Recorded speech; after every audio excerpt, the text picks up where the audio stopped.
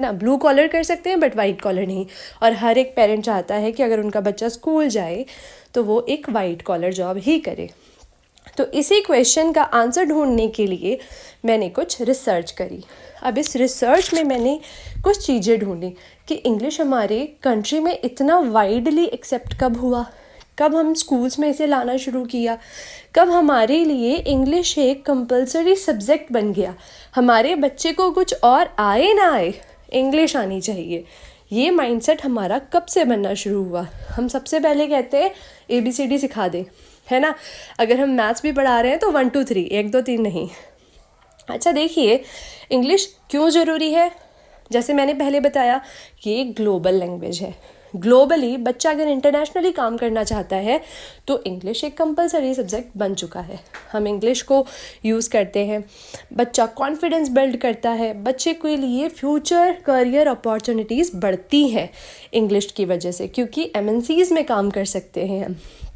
But NEP 2020 ने क्या कहा कि आप अपनी स्टेट लैंग्वेजेस को भी अपॉर्चुनिटी दो। अब ये हो पाएगा इम्प्लीमेंट या नहीं हो पाएगा, that up to the government. अब गवर्नमेंट इसे करवा पा रही है नहीं करवा पा रही है वो तो गवर्नमेंट जाने, पर हाँ ये ज़रूर कह रही है कि आप इसे इम्प्लीमेंट करो, स्टेट लैंग्वेजेस को भी बढ़ावा दो। पर इंग्लिश को पीछे करना बहुत मुश्किल है। आप किसी भी स्कूल में एडमिशन कराने जाओ तो पहला क्वेश्चन ये कहा जाता है हमारे स्कूल में ना इंग्लिश इन्वायरमेंट है, घर में बच्चे से ना इंग्लिश में बात करो। तो स्टेट लैंग्वेज हम सिखा ही नहीं पा रहे, है ना। देखो 1835 में ब्रिटिश गवर्नमेंट ने इंग्लिश एजुकेशन एक्ट निकाला, जिसमें उन्होंने कहा कि अब हायर एजुकेशन इंग्लिश में होगी, है ना।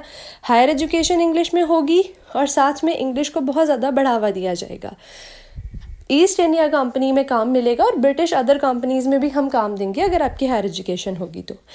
80s और 90s में ये धीरे धीरे स्कूलों में स्प्रेड हुआ और 1990 के टाइम में आते हुए हमारी एजुकेशन सिस्टम का मीडियम इंग्लिश बन गया। देखो मीडियम का मतलब क्या है कि अब हम जो भी पढ़ाई करेंगे वो इंग्लिश में ही करेंगे। 1990s के बाद हमारी एजुकेशन सिस्टम का मीडियम भी इंग्लिश बन गया। पहले हम सिर्फ इंग्लिश एज अ लैंग्वेज पढ़ रहे थे, अब हमने इसे एज अ मीडियम ही एक्सेप्ट कर लिया है। और धीरे धीरे देखा जाए तो अब सिर्फ इंग्लिश ना ही लैंग्वेज रह गई है ना ही मीडियम रह गई है, ये एक कन्वर्सेशन लैंग्वेज बन चुकी है। अब हमें कन्वर्स भी इंग्लिश में करना है, बातचीत भी इंग्लिश में ही करनी है। आप मुझे बताइए क्या ये सही है या गलत। Thank you.